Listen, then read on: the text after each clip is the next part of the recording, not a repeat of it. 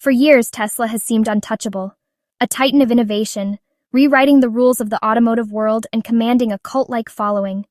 Its stock soared, its factories expanded, and its cars became a symbol of the future. But while all eyes were on Wall Street and the company's next big tech breakthrough, a political bombshell was quietly being prepared north of the border. Tesla just got slammed with one of its harshest setbacks yet, and the shockwave came from Canada, not Wall Street, the weapon of choice, a seemingly minor tweak to a major policy.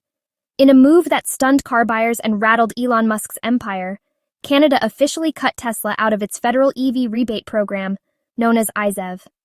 This program offered a crucial $5,000 rebate, making the switch to electric far more accessible.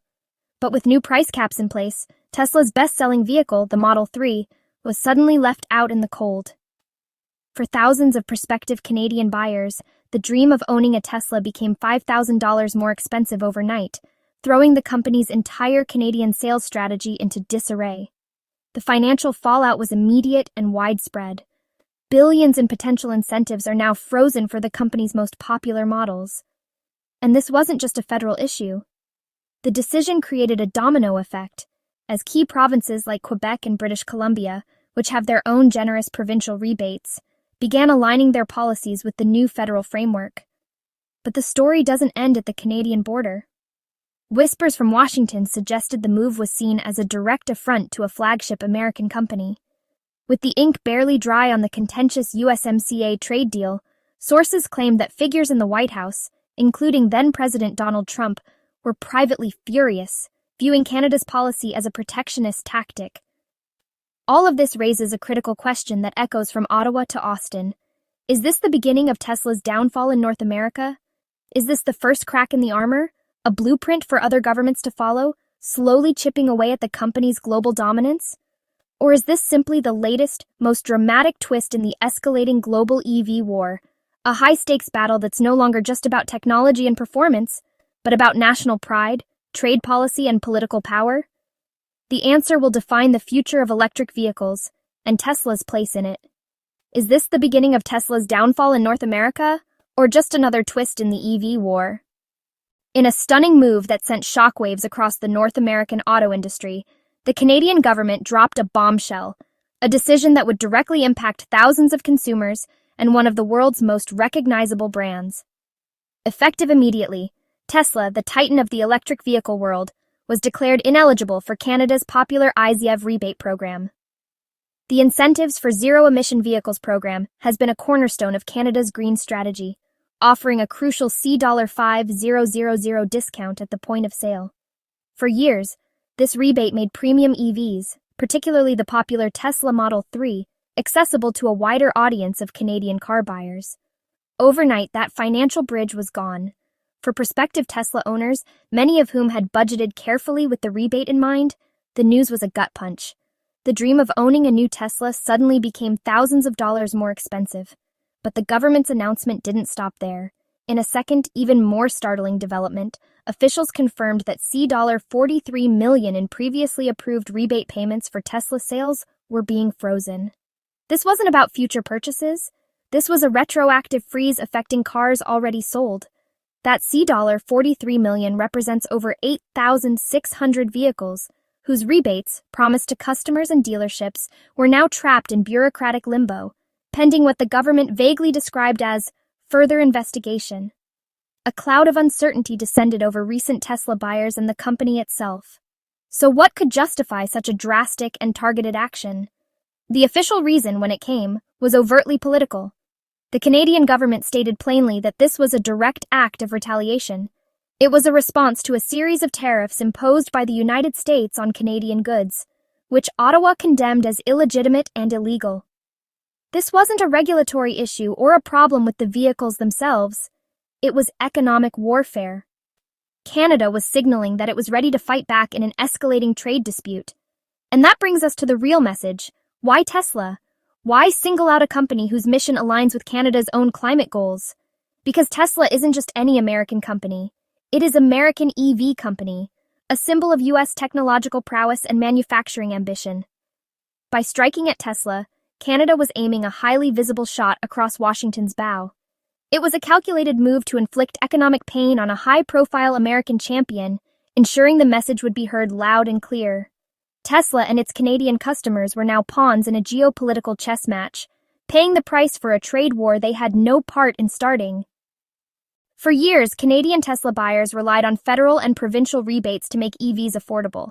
But now, in provinces like British Columbia, Nova Scotia, and Manitoba, Tesla is being dropped entirely from rebate lists. Buyers are discovering overnight that their dream EV just got thousands of dollars more expensive. Forums are full of frustrated Tesla fans. Why punish drivers for politics? This isn't just about cars, it's about global trade.